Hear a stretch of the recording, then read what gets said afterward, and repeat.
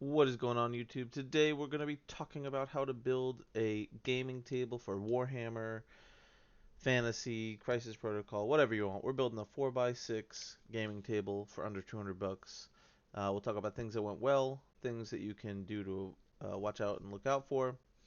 So step one, you're going to want to gather your supplies.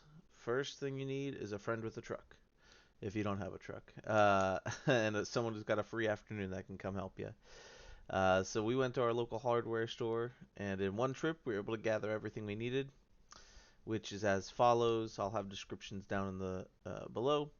So we got two 4x4 posts that were 8 foot long, and we cut them down into 36-inch legs.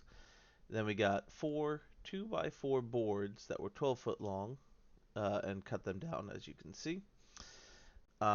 We bought a 4x8 foot 3/4 inch thick MDF sheet that was the top, and then we got a 4x8 foot panel board, you know, deck screws, washers, and various odds and ends. And optionally, we got four casters. These things right here, these wheels that we have. Step two, stay out of the rain. So it was a rainy day. We let the local hardware store cut up the wood for us. So like we said, we cut the 4x8s into 36-foot sections that we're going to use as the legs.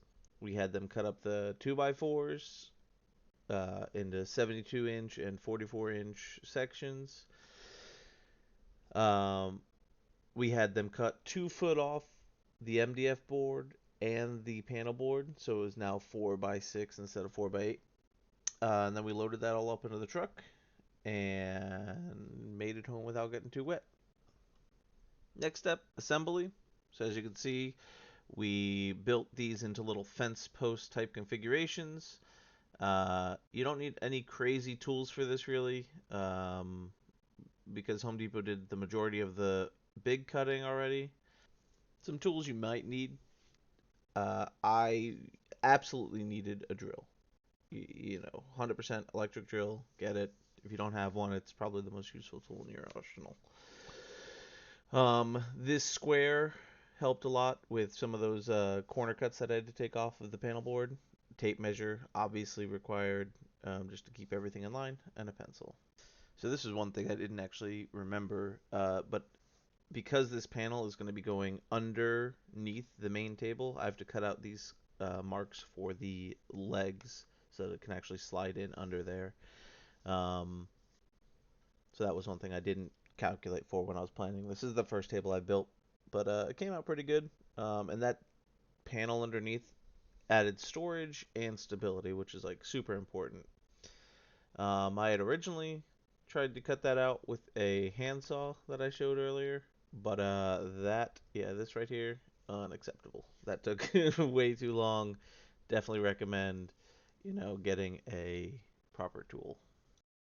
So here we are with the right side of the table done and the panel board in. Uh, Woke up some neighbors probably cutting those corners off with this circular saw. But yeah, it fit in pretty well. It was a little bit of a snug fit. Pretty stable.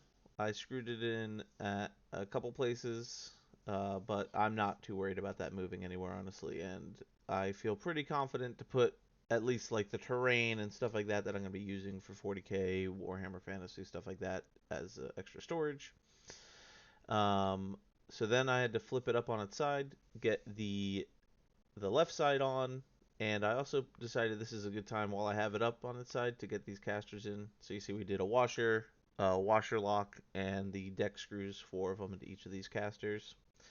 Casters alone probably added about $40 to $50 to this project, but the end result is exactly what I wanted, where we have a nice big table, but it's also pretty mobile, where I'm not too worried about, oh man, I have to move this thing around my garage. I gotta get 4 people to help me move it. I can just give it a gentle push and it floats pretty nice.